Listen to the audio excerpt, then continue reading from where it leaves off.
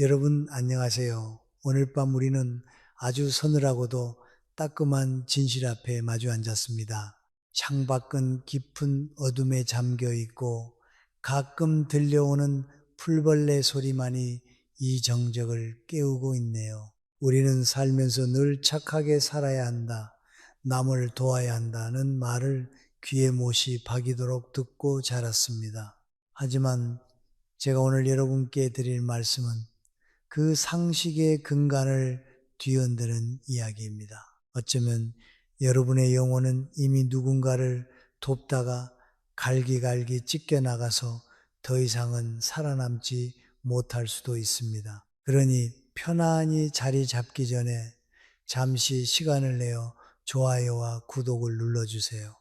물론 제가 여기서 하는 작업이 정말 마음에 드실 때만요. 지금 이 영상을 보고 계신 여러분은 어디에 계신가요? 그리고 그곳의 현재 시간은 몇 시인가요? 댓글로 여러분의 흔적을 남겨주세요.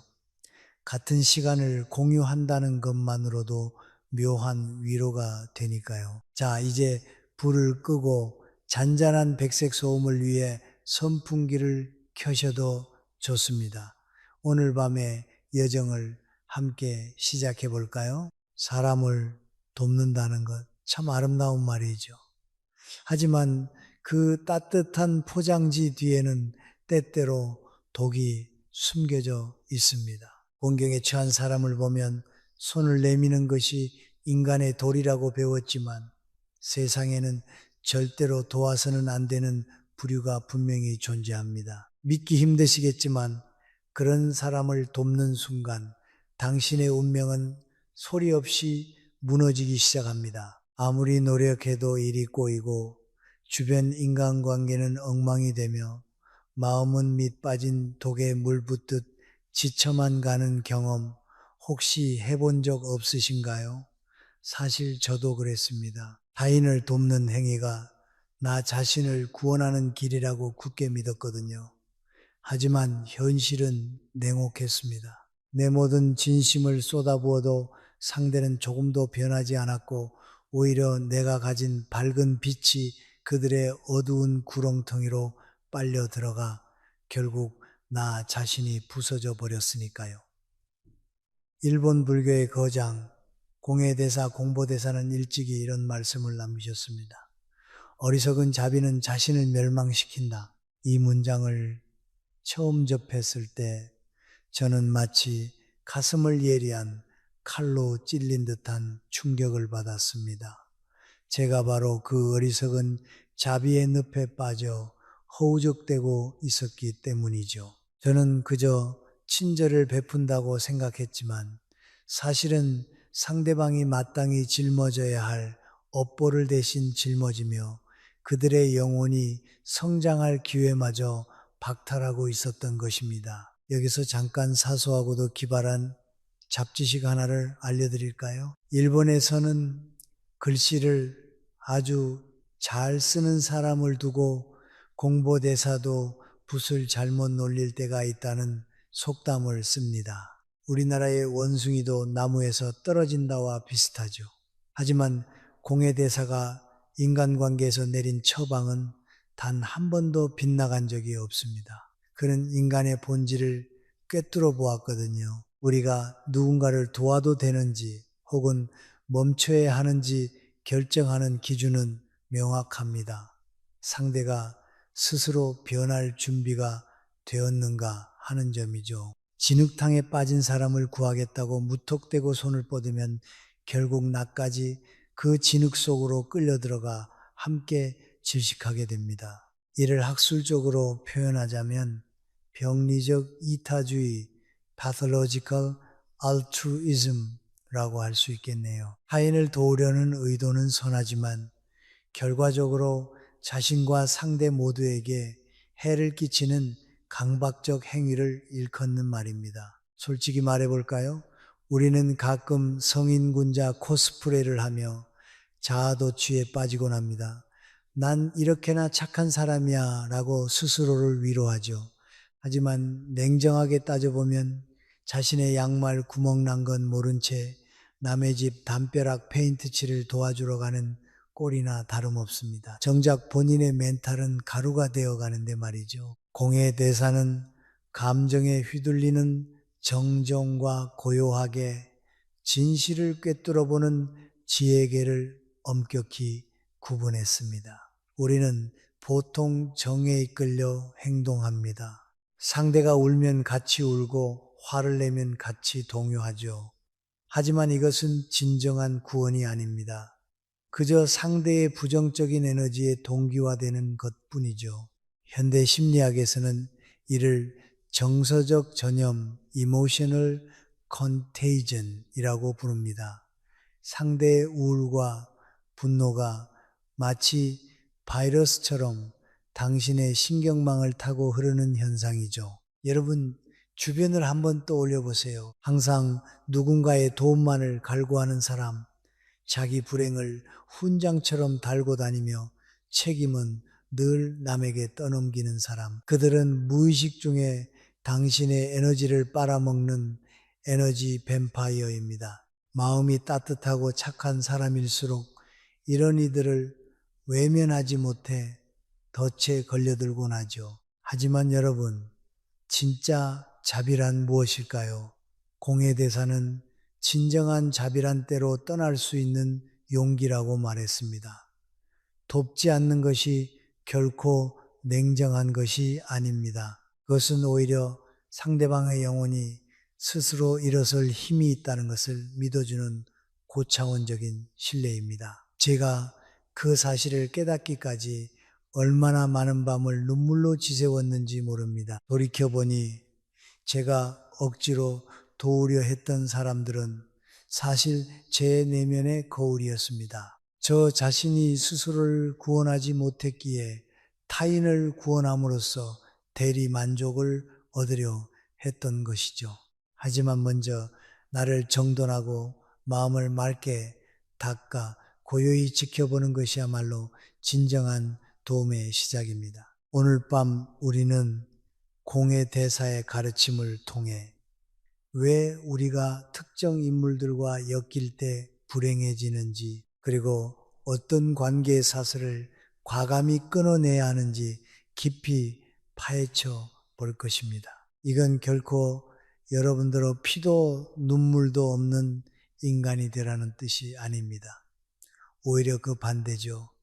정말로 따뜻한 사람일수록 자신만의 확고한 경계선이 필요합니다. 그 경계선 위에서만 진정한 친절이 빛을 발할 수 있기 때문입니다. 유튜브 호스트로서 가벼운 농담 하나 던지자면 제 통장 잔고도 누군가의 자비가 절실히 필요한 상태지만 아무도 저를 도와주지 않더군요. 아마 다들 공회대사의 가르침을 너무 잘 실천하고 계신 모양입니다. 농담입니다. 자, 이제 당신의 마음을 지키면서 인간관계를 재정립하는 여행을 본격적으로 시작해 보겠습니다. 이 이야기를 끝까지 듣고 나면 당신의 마음 속에는 돕지 않을 용기라는 새로운 빛이 깃들게 될 것입니다. 우리가 아무리 정성을 다해 손을 내밀어도 그 손을 잡고 일어설 생각은커녕 오히려 당신의 팔을 잡고 아래로 끌어내리는 사람들이 있습니다. 겉으로는 가련하고 당장이라도 무너질 것처럼 보이지만 사실 그들 내면에는 변화를 거부하는 아주 단단한 성벽이 세워져 있죠. 공회의 대사는 이런 이들을 두고 엄중히 경고하셨습니다. 자기 자신을 구원하려 하지 않는 자를 타인이 구원할 방법은 없다. 이 말은 언뜻 들으면 냉정해 보이지만 사실은 인간의 자유의지에 대한 가장 뼈아픈 통찰입니다. 억지로 끌고 가려 해도 발을 떼지 않는 사람을 업고 가다가는 결국 두 사람 모두 길 위에서 쓰러지게 마련이니까요. 이런 불의의 사람들에게는 몇 가지 소름 끼치는 공통점이 있습니다. 첫 번째는 모든 문제의 원인을 늘 타인이나 환경의 탓으로 돌린다는 점입니다. 직장에서의 갈등도, 연인과의 이별도, 심지어 오늘 아침에 커피를 쏟은 소소한 불행까지도 전부 운이 없어서 혹은 누구 때문에 일어난 일이라고 말하죠. 학술적인 용어로는 이를 외적 통제 소재, external locus of control, 성향이 극도로 강하다고 표현합니다. 자신의 삶을 스스로 통제할 수 있다고 믿는 대신 보이지 않는 거대한 힘이나 타인의 악의에 의해 좌지우지된다고 믿는 심리적 상태를 뜻하죠. 이런 사람들은 자신을 성찰할 기회를 스스로 차단해 버립니다. 원인이 외부에 있으니 내가 바뀔 필요도 없다고 생각하는 것이죠. 여기서 잠깐 우리가 흔히 쓰는 에너지 뱀파이어라는 말의 유래를 아시나요? 사실 뱀파이어 전설은 단순히 피를 빠는 괴물이 아니라 공동체의 생명력을 갉아먹는 존재에 대한 공포에서 시작되었습니다.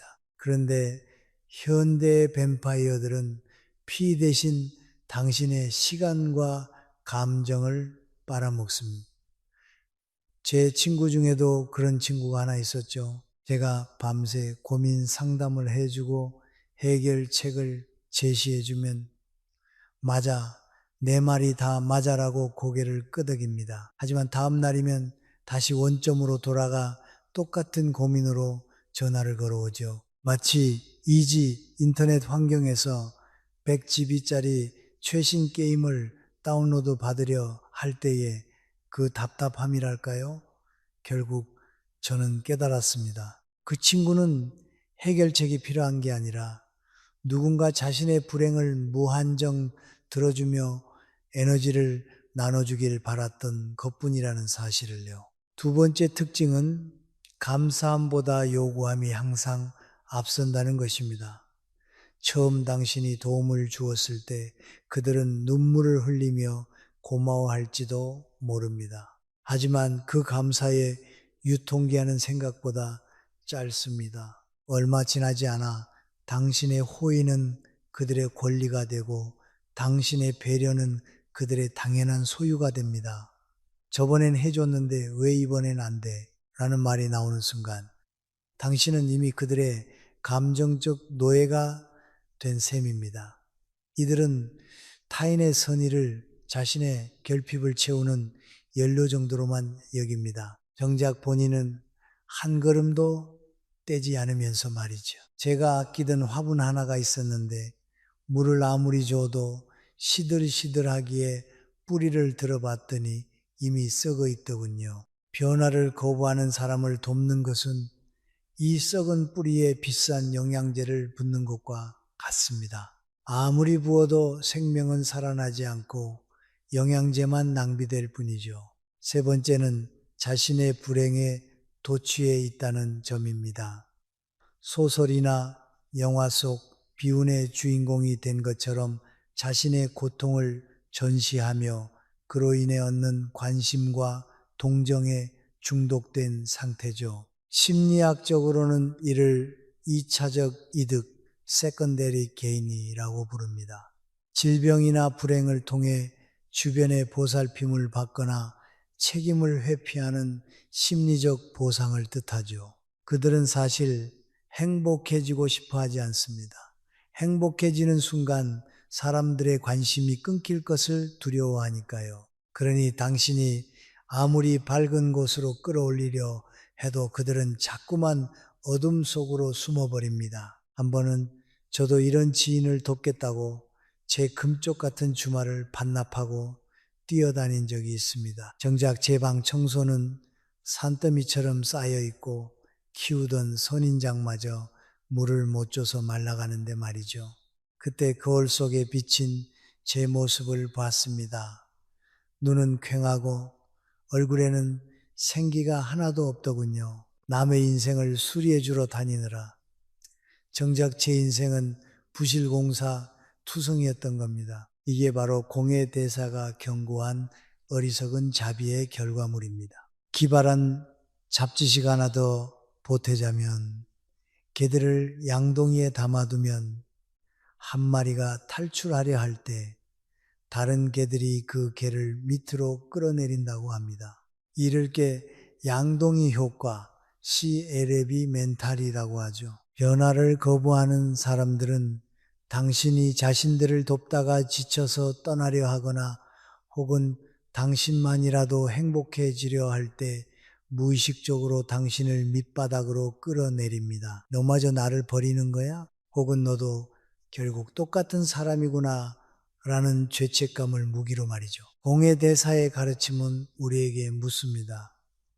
당신의 자비가 정말 상대를 위한 것인지 아니면 그저 거절하지 못하는 당신의 나약함인지 말이죠. 진정한 자비는 상대의 비위를 맞추는 것이 아니라 그가 스스로의 업보, 카르마를 직시하게 만드는 것입니다.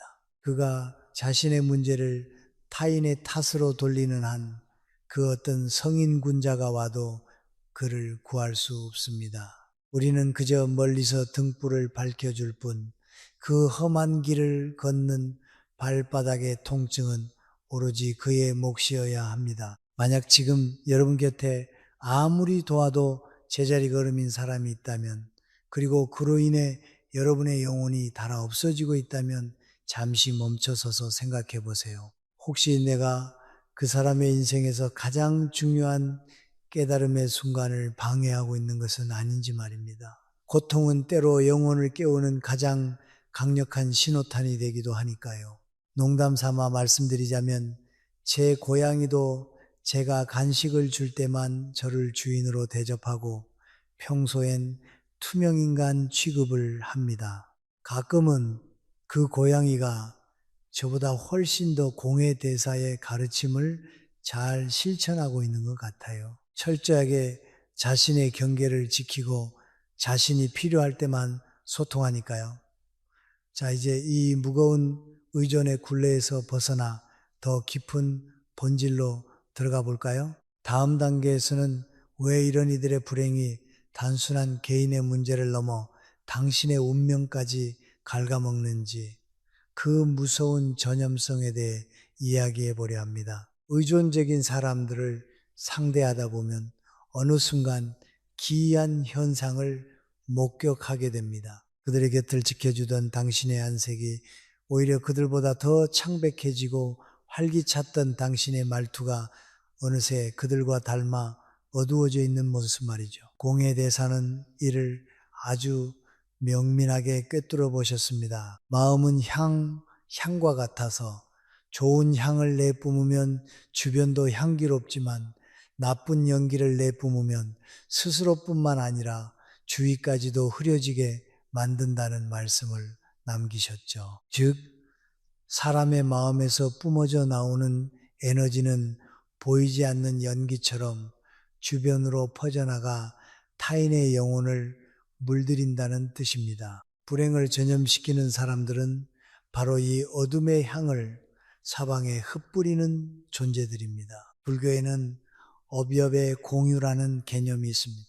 누군가의 고통에 지나치게 깊이 개입하거나 그들의 부정적인 감정을 여과 없이 받아들일 때 상대방이 짊어져야 할 업의 파동이 당신의 삶으로 전이된다는 무서운 이야기죠.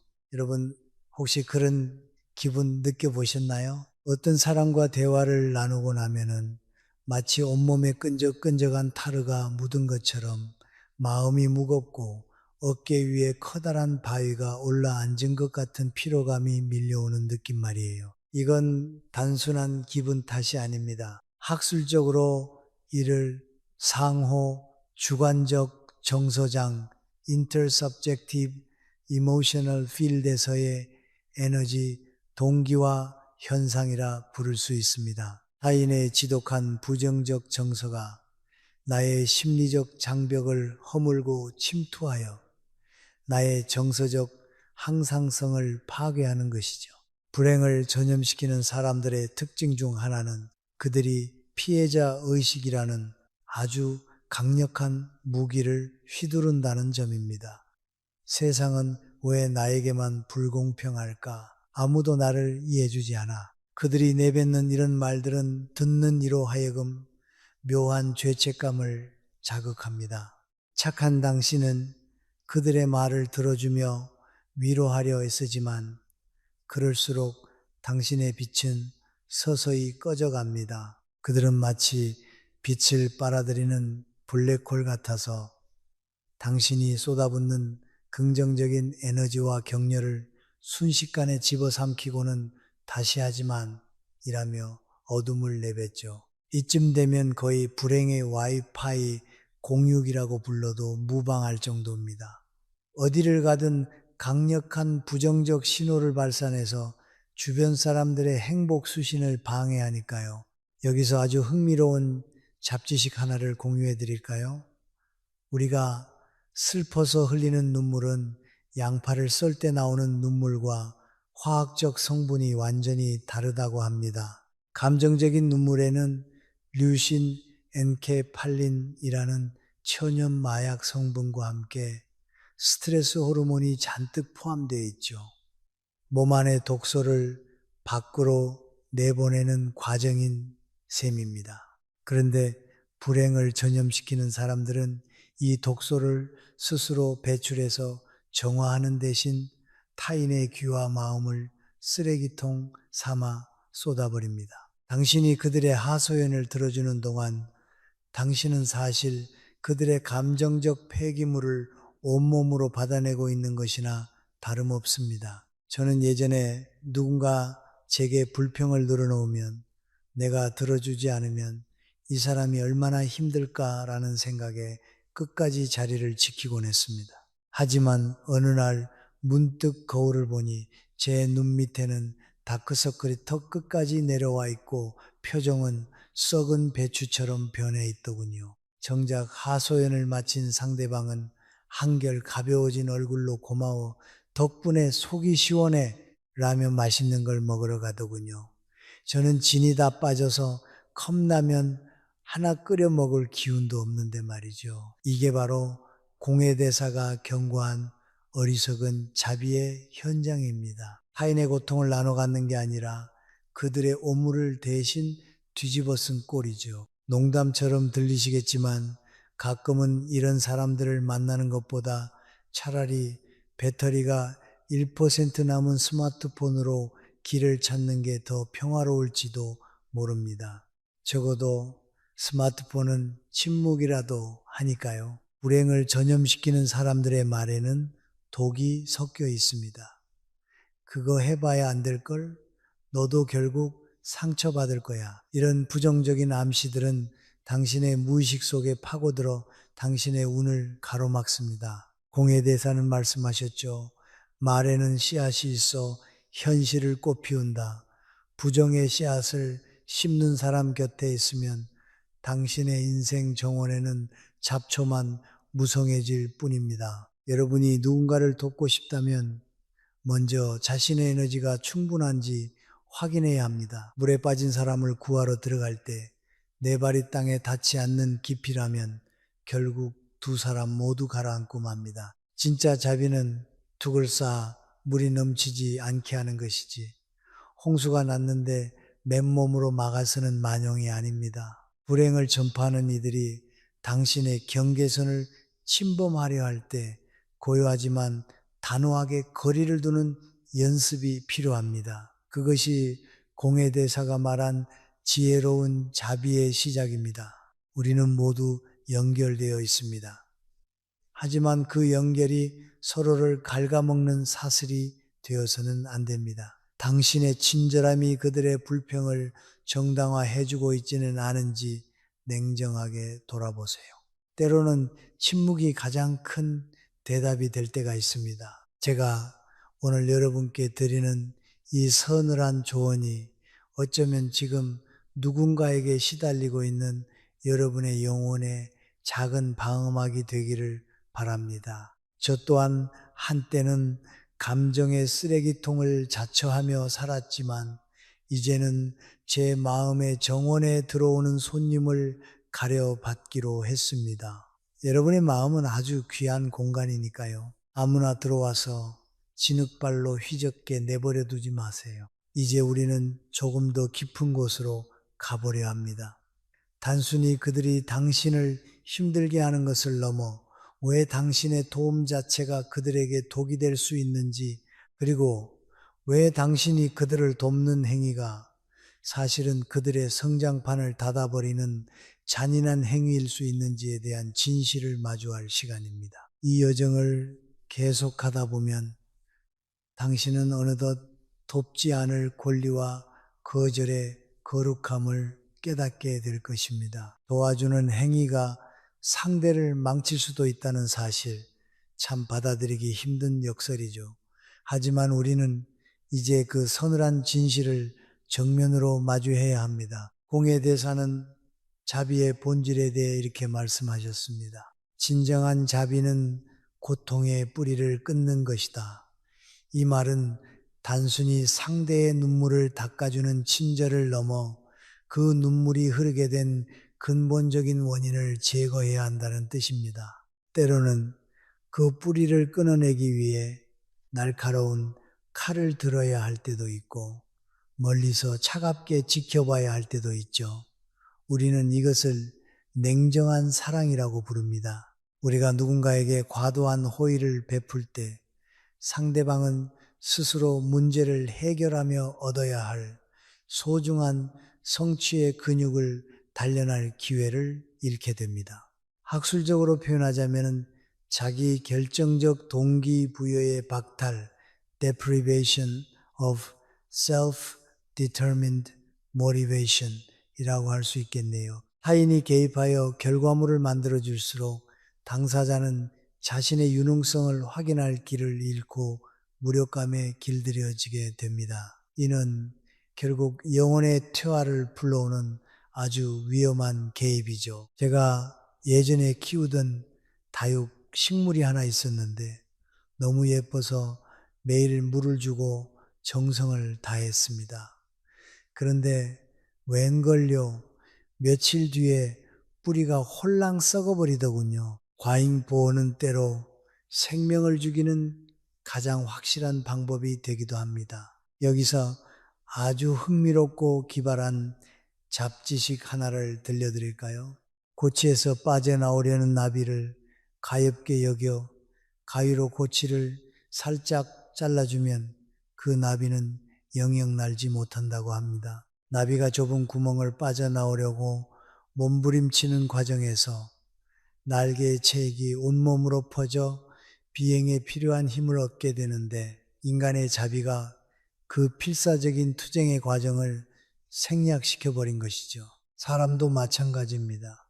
고난이라는 고치를 뚫고 나오기 위해 발버둥치는 그 시간이야말로 그가 앞으로의 인생이라는 하늘을 날 수 있게 만드는 유일한 훈련법입니다.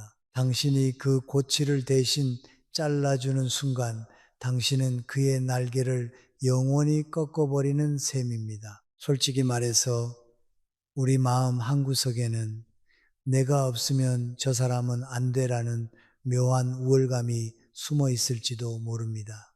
하지만 그건 착각입니다. 세상에 당신 없으면 안 되는 사람은 아무도 없습니다. 제 어머니도 제가 어릴 적 숙제를 도와주지 않으시며 이건 냉정한 사랑이란다 라고 하셨는데 지금 생각해 보니 그냥 수학 문제가 너무 어려워서 회피하신 게 아닌가 싶기도 하네요. 하지만 덕분에 저는 모르는 문제를 붙잡고 밤새 끙끙대는 끈기를 배웠습니다. 만약 그때 어머니가 정답을 다 알려주셨다면 저는 지금쯤 1 더하기 1도 계산기 없이는 못하는 어른이 되었을지도 모르죠. 공예대사가 강조한 세워두고 지켜보는 자비는 상대를 무시하는 게 아닙니다. 오히려 상대의 영혼이 가진 무한한 잠재력을 온전히 믿어주는 고귀한 행위입니다. 당신은 이 시련을 혼자 힘으로 이겨낼 만큼 강한 사람입니다라는 무언의 메시지를 보내는 것이죠. 반대로 무조건 도와주는 것은 당신은 혼자서는 아무것도 못하는 나약한 존재입니다 라고 낙인을 찍는 것과 같습니다. 사람을 돕는다고 하면서 사실은 그를 무능력자로 만들고 있지는 않은지 우리 스스로를 날카롭게 점검해 봐야 합니다. 한 번은 이런 일도 있었습니다. 도움 전문가 자격증이라도 있는 것처럼 온 동네 참견을 다 하고 다니는 지인이 있었죠. 그는 늘 피곤에 절어 있었고 정작 자신의 가족들은 방치되어 있었습니다. 남을 돕는다는 명분하에 자신의 결핍을 채우려다 보니 정작 본인의 삶은 모래성처럼 무너져 내리고 있었던 겁니다. 만약 프로지라퍼에게 금메달을 주는 올림픽이 있다면 그가 단연 1등이었겠지만 안타깝게도 현실에는 그런 훈장은 없죠. 오히려 그가 도와준 사람들 대부분은 나중에 그를 원망하며 떠나갔습니다. 네가 도와줘서 내가 내 힘으로 일어설 기회를 놓쳤잖아 라고 말하면서요. 누군가를 진정으로 돕고 싶다면 먼저 당신의 손을 주머니에 넣는 연습부터 하세요. 상대가 넘어졌을 때 바로 일으켜 세워주는 대신 그가 스스로 먼지를 털고 일어날 때까지 묵묵히 기다려주는 인내심이 필요합니다. 이 공회대사는 말씀하셨습니다. 진정한 스승은 길을 알려주는 자가 아니라 스스로 길을 찾게 만드는 자다.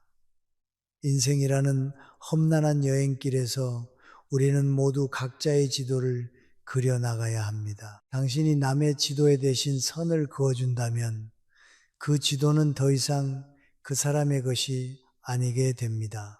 거리를 두는 것은 결코 차가운 방관이 아닙니다. 그것은 적절한 온도감을 유지하는 지혜로운 간격입니다. 난로가 너무 가까우면 화상을 입고 너무 멀면 추운 것처럼 인간관계에도 가장 따뜻한 거리가 존재하죠. 당신의 에너지가 소진되지 않으면서도 상대를 존중할 수 있는 그 거리, 그 경계선 위에서만 건강한 인연이 피어납니다. 저도 요즘은 누군가 도움을 청해 오면 일단 3번은 스스로 생각해 보라고 권합니다. 처음에는 서운해하던 사람들도 시간이 지나면 그때 스스로 해보길 잘했다며 고마워하더군요. 냉정한 사랑은 때로 비난받기 쉽습니다. 정없다, 냉혈한이다 라는 소리를 들을 수도 있죠. 하지만 그런 시선에 흔들리지 마세요. 남들의 평가보다 중요한 건 당신의 영혼과 상대방의 인생입니다. 당신이 그를 위해 흘리는 눈물보다 그가 스스로 흘리는 땀방울이 그의 인생을 훨씬 더 값지게 바꿀 것입니다. 공예 대사의 가르침처럼 겉모양만 화려한 자비의 유혹을 뿌리치고 뼈아프지만 정직한 침묵을 선택할 수 있어야 합니다. 이제 우리는 마지막 파트로 향합니다. 어떻게 하면 이 복잡한 인연의 실타래 속에서 나를 지키는 빛나는 인연만을 남길 수 있는지, 그리고 내 운명을 가로막는 어두운 그림자들을 어떻게 평온하게 작별할 수 있는지에 대해 정리해 보려 합니다. 공예대사가 전하는 최후의 비책, 인연의 감별법을 알게 된다면 여러분의 내일은 오늘보다 훨씬 가볍고 경쾌해질 것입니다. 마지막까지 저와 함께 이 깊은 밤의 통찰을 나누어 보시죠. 인연이라는 것이 참 묘합니다. 억지로 붙잡으려 하면 손가락 사이로 빠져나가는 모래 같다가도 마음을 비우면 어느새 발밑에와 닿는 파도 같기도 하죠. 공예대사는 인연에 대해 아주 깊은 통찰을 남기셨습니다. 모든 만남은 우연이 아니라 업의 이끌림이며 인연은 억지로 만드는 것이 아니라 시절 인연에 따라 자연스럽게 스며드는 것이다 라는 말씀 말이죠. 우리는 지금까지 절대로 도와서는 안 되는 사람들의 특징을 살펴봤지만 이제는 그 지혜를 바탕으로 우리의 인생을 어떻게 빛나는 인연들로 채워나갈지 고민해야 할 때입니다. 사실 우리가 그동안 어리석은 자비에 휘둘렸던 이유는 관계를 끊어내는 것이 곧 나쁜 사람이 되는 것이라는 공포 때문이었을 겁니다. 하지만 여러분, 제가 감히 말씀드리자면 가끔은 나쁜 사람이 되는 것이 당신의 영혼을 구원하는 유일한 길일 때가 있습니다. 학술적으로 말하자면 이를 관계적 자기 결정성에 기반한 심리적 경계 획정, psychological boundary setting based on relational self-determination 이라고 할 수 있겠네요. 타인의 요구에 수동적으로 반응하는 대신 나의 내적 가치와 에너지 상태에 따라 관계의 깊이와 거리를 스스로 통제하는 능력을 뜻합니다. 여기서 아주 기발하고 사소한 잡지식 하나를 알려드릴까요? 인간은 사실 아주 미세하게 스스로 빛을 내뿜는 존재라고 합니다. 2009년 일본의 연구진들이 밝혀낸 바에 따르면 인간의 몸에서는 눈에 보이지 않을 만큼 미약한 광자, 포톤가 방출되는데 이를 생체 발광이라고 부르죠. 우리가 흔히 저 사람 참 빛난다라고 말하는 게 과학적으로 아주 근거 없는 소리는 아니었던 셈입니다.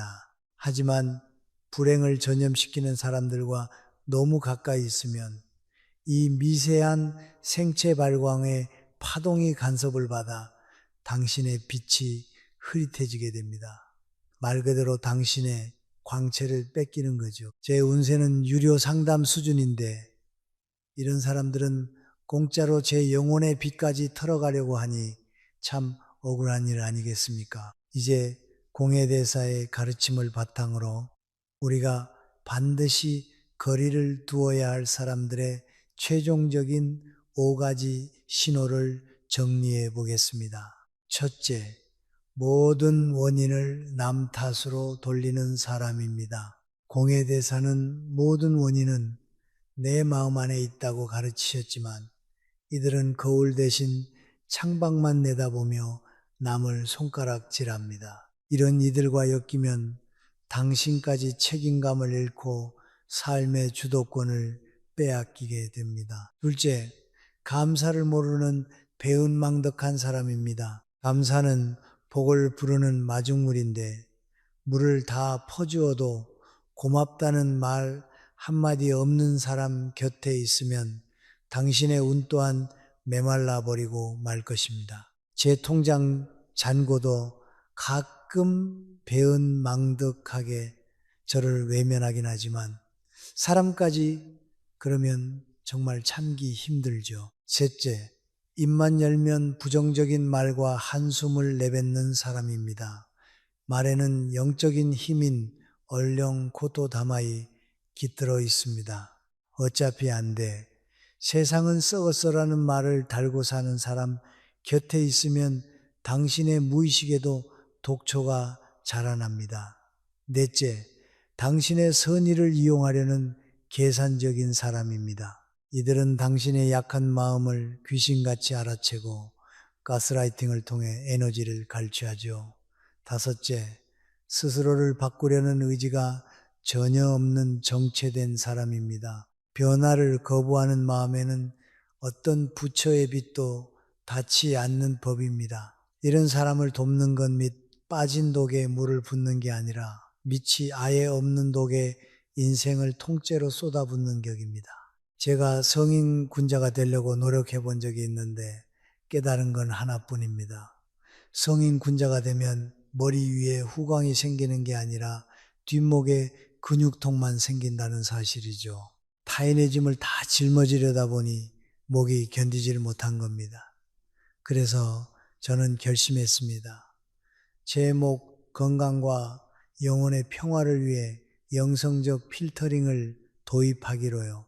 거절하는 것은 무례함이 아니라 자기 존중의 표현입니다. 당신이 아니오라고 말할 때 당신의 에너지는 비로소 당신이 사랑하는 진정 가치 있는 사람들을 향해 흐를 수 있게 됩니다. 공예대사가 말씀하신 지혜로운 자비를 실천하려면 먼저 당신의 마음, 정원의 울타리를 치세요. 아무나 들어와서 꽃을 꺾고 쓰레기를 버리지 못하게 말이죠. 그리고 당신처럼 빛을 내뿜는 사람, 사소한 것에도 감사할 줄 아는 사람, 스스로 일어서기 위해 땀 흘리는 사람들을 위해 대문을 활짝 여세요. 그런 건강한 인연들과 함께할 때 비로소 당신의 운도, 당신의 삶도 비약적으로 상승하기 시작할 것입니다. 지금 당장 여러분 주변을 돌아보세요. 당신의 에너지를 갉아먹는 악연이 있다면 오늘 밤 그들과의 연결고리를 마음속에서 조용히 끊어내시길 바랍니다. 연락처를 지우는 것보다 중요한 건 그들을 구원해야 한다는 당신의 강박적인 부채감을 지우는 것입니다. 당신은 그들의 구원자가 아닙니다. 오직 당신 자신의 삶을 구원할 책임만 있을 뿐이죠. 이 진실을 받아들이는 순간 당신을 짓누르던 무거운 바위는 솜털처럼 가벼워질 것입니다. 농담 반 진담 반으로 말씀드리자면 다이어트 실패 원인 중 하나가 스트레스로 인한 폭식이라는데 사실 그 스트레스의 주범은 옆에서 징징대는 지인일 확률이 90%입니다. 2년만 잘 정리해도 살이 빠지고 피부가 좋아질 거예요. 자, 이제 당신의 빛을 되찾을 준비가 되셨나요? 공예 대사의 지혜가 여러분의 앞날에 환한 등불이 되어주길 진심으로 기원합니다. 여러분은 충분히 소중하고 충분히 빛나는 존재니까요. 자, 이제 기나긴 밤의 여정을 마무리할 시간이 다가왔습니다. 쉼없이 달려온 이야기의 템포를 조금 늦추고 깊은 숨을 들이마셔 보세요. 방 안의 공기가 어느덧 부드럽고 따뜻하게 여러분을 감싸 안고 있을 거예요. 우리가 오늘 함께 나눈 공예대사의 가르침이 여러분의 가슴 속에 작은 씨앗으로 남았기를 바랍니다. 무거운 책임감과 누군가를 도와야 한다는 강박의 굴레를 이제는 살며시 내려놓으세요. 당신의 어깨를 짓누르던 그 보이지 않는 짐들이 밤안개처럼 흩어져 사라지는 모습을 상상해 봅니다. 창밖의 어둠은 깊어만 가고 세상의 소음은 멀어져 갑니다. 이제는 오롯이 당신 자신을 위해 시간을 보낼 차례입니다. 누구의 비위도 맞출 필요 없고 누구의 불행을 대신 짊어질 필요도 없는 가장 순수하고 평온한 당신만의 시간 말이에요. 당신이 지켜낸 그 소중한 빛이 내일 아침에는 더욱 찬란하게 빛날 것임을 저는 믿어 의심치 않습니다. 오늘 밤은 아무런 걱정 없이 그저 포근한 이불 속에서 가장 편안한 꿈을 꾸시길 바랍니다. 당신의 영혼이 충분히 휴식하고 다시 활기찬 생명력으로 가득 차오를 때까지 저는 여기서 조용히 응원을 보내고 있을게요. 이제 눈을 감고 깊고 고요한 평화 속으로 천천히 침잠해 보세요. 오늘 밤도 참 고생 많으셨습니다. 당신은 존재 자체만으로도 이미 충분히 훌륭한 사람입니다. 이제 그 마음의 평온을 간직한 채 가장 아늑한 어둠 속으로 페이드 아웃 하듯 사라져 가겠습니다. 부디 당신의 밤이 따스한 빛으로 가득하기를